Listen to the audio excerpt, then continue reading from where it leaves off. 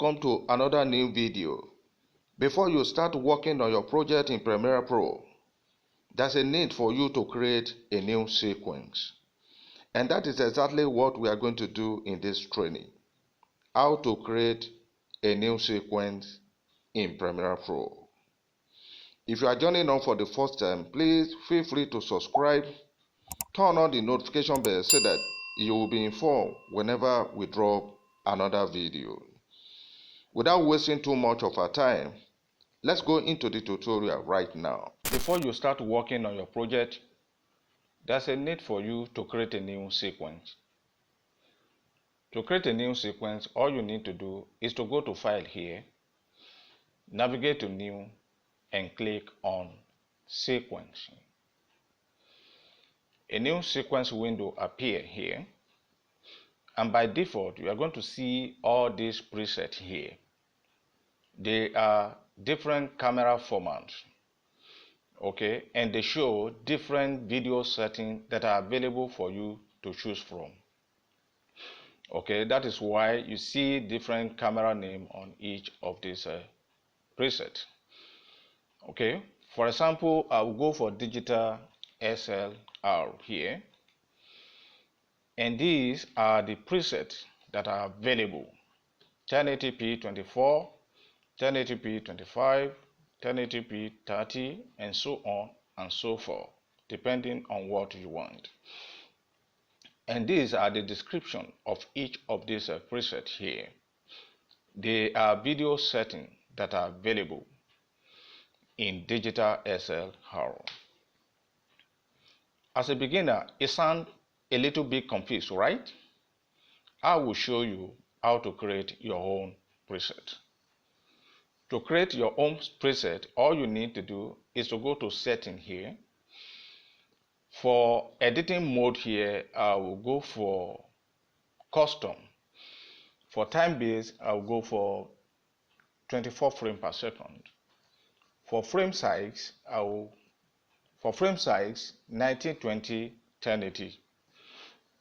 And for aspect ratio here, I will go for 1:0. For feed here, no feed progressive scan. And for display format here, I will go for 24 frames per second.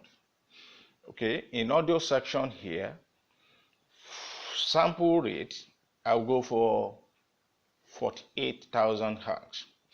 And for display format, I will go for audio sample. For video preview section here, preview file format, I will go for iframe only MPEG. Alright, for width 1920 and for height 1080. If you want to see your video preview in high quality, you select maximum bitrate here and also maximum render quality. But the problem here is it's going to slow down your editing process. So for now, I will leave them on check. Next is to save your preset by click on this Save Preset button. Next is to name your preset. I will name this my new preset. Okay. The next thing now is to click on OK button here and wait for a few seconds for your preset to load. Okay, as you can see now, your new preset is appear in the preset window here. As you can see, my new preset. All right, and in the editing mode, I choose custom. That's why you see custom here, and this is my preset. All right. So next now is to name my sequence. I will name this my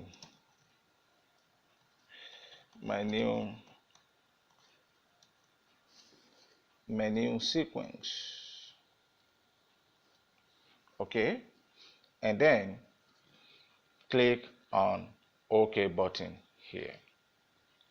Boom.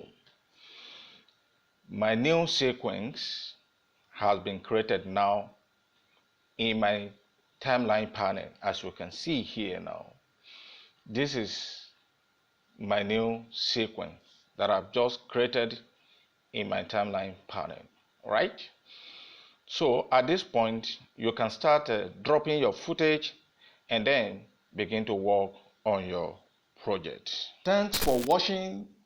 If you find this video useful, take the next step to subscribe and turn on the notification bell so that you will be informed whenever I drop a new video.